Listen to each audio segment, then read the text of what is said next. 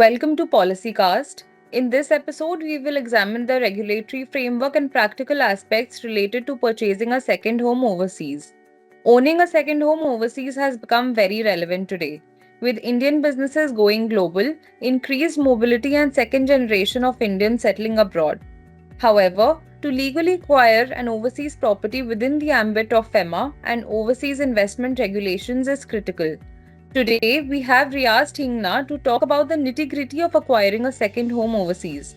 So let's get started. My first question to you is, Riaz, can Indian residents acquire residential property overseas, like a holiday home or guest house or an apartment to be let out? Yes, absolutely. An Indian resident individual can purchase a movable property overseas, whether it's a guest house or apartment or even a commercial property. However, this is only permitted within the Liberalised Remittance Scheme, popularly known as LRS, which allows up to $250,000 per financial year per individual. So, if, say, a couple is purchasing a property in joint name, then the limits can be combined. The only point of deliberation is whether the property that can be let out or not, which is subject to restrictions under FEMA.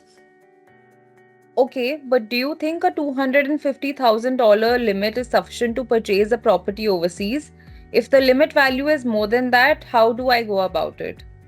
So $250,000 works out to about 2 crore rupees, which may not be sufficient to purchase a property of choice.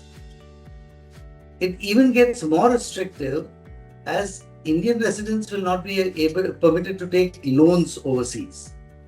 So, a couple of options which may be explored are, one, the funds may be remitted outside India to the extent permitted under the LRS limits. These funds may then be invested abroad, and once the entire amount is accumulated, the property may be purchased. If we follow this, it may be cautioned that the funds remaining unutilized for more than 180 days overseas would have to be remitted back to India. Hence, the funds should continue to be invested and not lie idle in a bank account. Another option available is for corporates. They may purchase a property through an overseas entity for business purposes. Such overseas entities will also be permitted to take loans to purchase or construct a property overseas. However, this overseas entity would have to be an operating entity, and the property should also be used for the business of the company. If the entity is set up by a resident individual, then the limits prescribed under LRS will apply. Thank you, that clarifies my query. Could you tell us what kind of real estate activity is permitted under the OI rules? Sure, the rules here are quite specific. Buying and selling real estate or trading in transferable development rights is prohibited. But development of townships, construction of residential or commercial premises, roads or bridges, for selling or leasing is allowed. Therefore, an overseas entity can construct and then lease out the property. Thank you for clarifying that.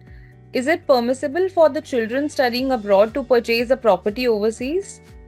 Yes, the children studying abroad would qualify as non-resident Indians and therefore can purchase property overseas from their overseas income.